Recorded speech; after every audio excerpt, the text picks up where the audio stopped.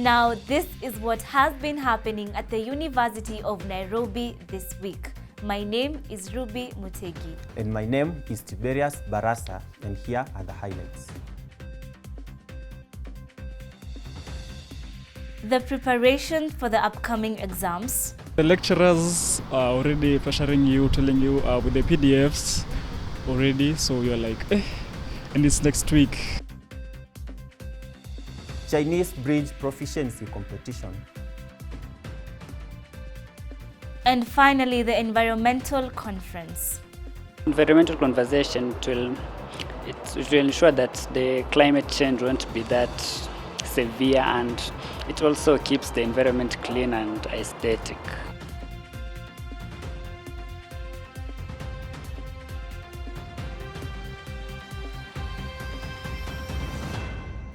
On to our first story.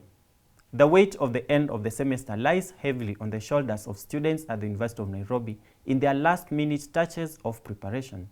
While employing different study techniques to remain abreast with their work, the mental and emotional toll on them is evident. Duncan Jomo tells us more. As the exam season draws near, a wave of mixed emotion is sweeping across campuses. Many students are feeling the pressure mount with each passing day. While others are experiencing the anxiety and self-doubt, others are staying hopeful and determined to give their best shot. The overall mood is one of the intense preparation and expectation as students gear up to showcase what they have learned throughout the semester. I don't feel like I'm fully prepared, and especially the fact that we've been having lectures going on and the lectures don't come in and sometimes they're going, so it's kind of been a bit hectic. There is some kind of panic in me and that anxiety, and that fear of maybe failing in it. But I'm ready to face it. I'm ready for it. Mentally and emotionally, students have developed different coping mechanisms to help them manage this crucial period. Some turn to quiet spaces and routines to stay grounded, while others rely on peer support and group discussion to stay motivated. I've already started acquiring the notes, going through YouTube videos for remembering purposes. The goal for most is to maintain balance and stay emotionally steady despite the academic demands. I've actually, sat down, tried to calm down the tension so that I can be prepared that day, so that I can be confident and be able to, speak out and be able to do the exam.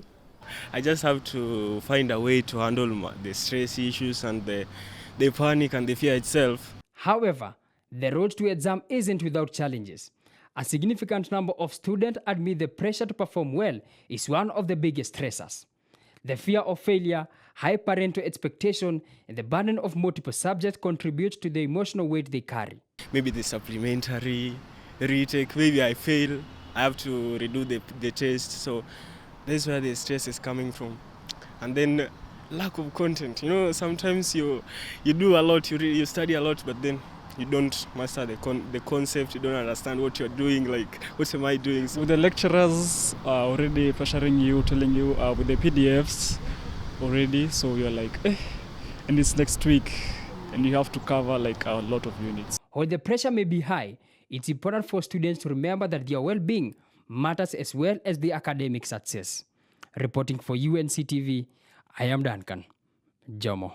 Moving on, aspiring student representatives in this year's Student Professional Organization elections have promised to foster a culture of honesty and transparent communication in a bid to revive student trust in these bodies. With many of the election hopefuls vowing to put in place measures to ensure student welfare, some students are dismissing them as reading from the same script as the previous teams who they accuse of failing to keep their promises. Sarah Cindy tells us more. It is yet another election season for student professional bodies at the University of Nairobi. For some, it is about having new student representatives, but for others, it is yet another cycle of promise without action. Any leader who is elected should put the interests of all before one, and that is acknowledging their sole reason and their core purpose for being there in those positions, and how best they can serve everyone, not just their own benefits. As this practice continues to unfold, the aspiring peer representatives are employing new campaign strategies in an attempt to rekindle the hope of the students. Some of their main agendas being fostering honest and transparent communication among the students and their delegates. But this time around we are having two teams that are vying. It's a good tool and it's challenging us that in case one team loses, the other team will be the team that is keeping checks and balances, just to ensure that whatever we have indicated in our manifesto, we are able to achieve it, and vice versa.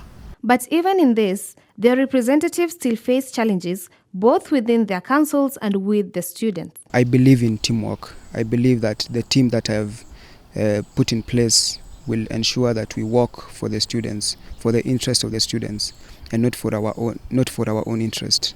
To counter some of these challenges, these student bodies aim to promote inclusivity by enhancing student involvement and organizing fun activities. Their main aim being to improve social interactions between the students and their respective advocates. It's not all about school.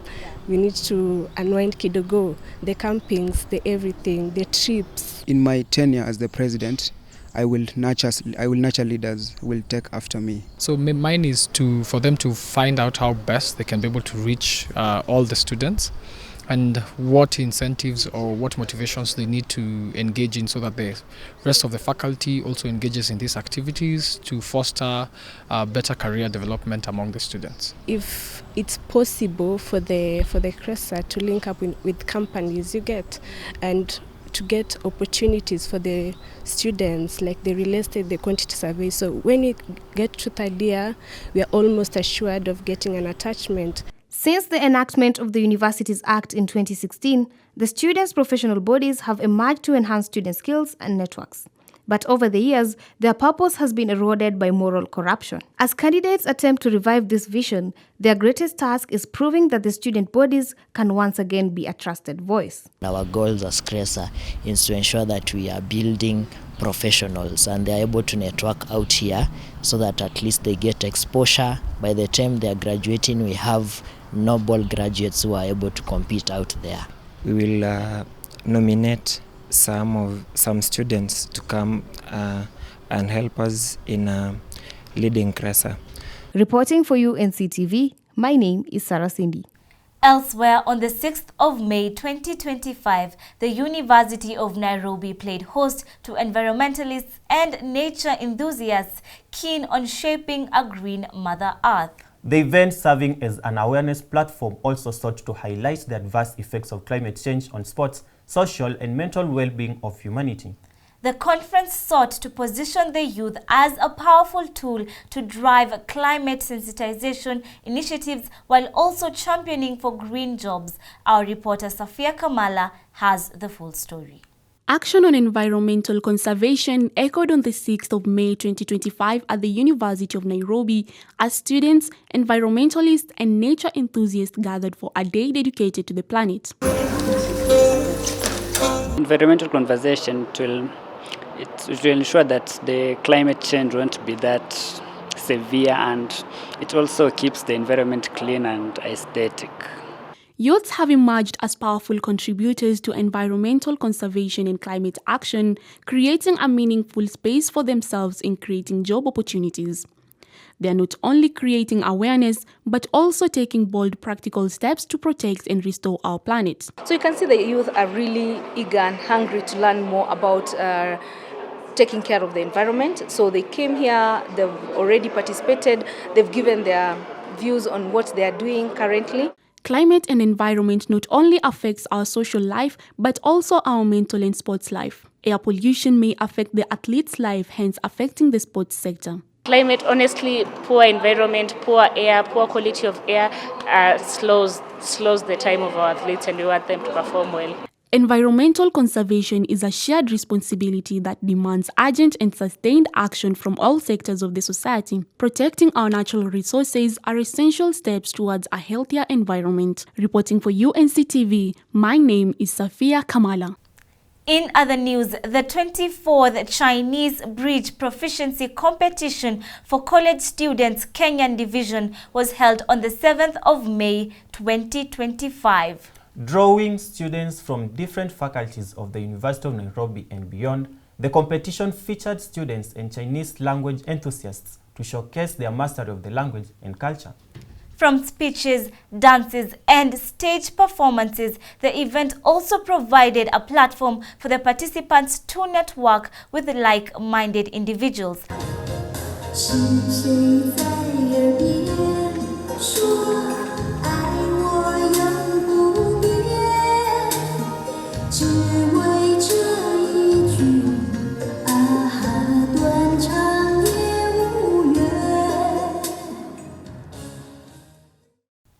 And finally, with the end of the semester drawing near, students at the University of Nairobi are realizing the gravity of exam preparation.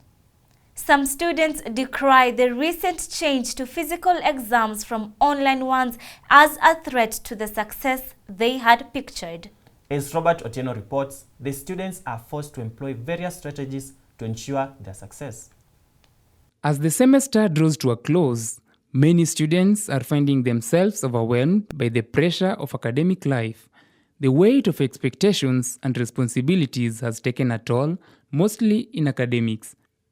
PDFs, I've not finished reading the PDFs till now, but for the few weeks which I'm preparing for the exam, I promise that I'm going to finish them. Saa zingine ulikuwa unaangalia it is manageable, ulikuwa una expect kama unaweza fanya vitu zingine, but unapata zingine ni ngumu kiasi, inabidi dig deeper. With examinations approaching, some students claim that preparation has proven to be difficult. Many students are still trying to get ready, and some admit they are only partially prepared for their final examinations. For the weeks remaining, I'll concentrate on my books, maybe read and wait for the exam. Bado sijamaliza and I still have some coursework undone. Yeah. The recent changes have been made regarding the format of examinations. Exams will now be conducted physically on campus. This shift may come as a surprise to some, and not everyone may feel mentally prepared for the transition. I'm not very well prepared, considering the fact that I'm in med school. I'm not exactly ready yet, but najua zinaanza end of this month, so I'll be ready by then. However, all students are urged to adapt to the change, focus on their preparations, and re-strategize better in the next semester with the aim of improving in their academics. Reporting for UNC-TV, my name is Robert Otieno. And now you're up to date with the UoN Weekly by UNC-TV. Remember to catch our next episode on YouTube and follow us across all our social media platforms. My name is Tiberius Barasa. And my name is Ruby Butegi.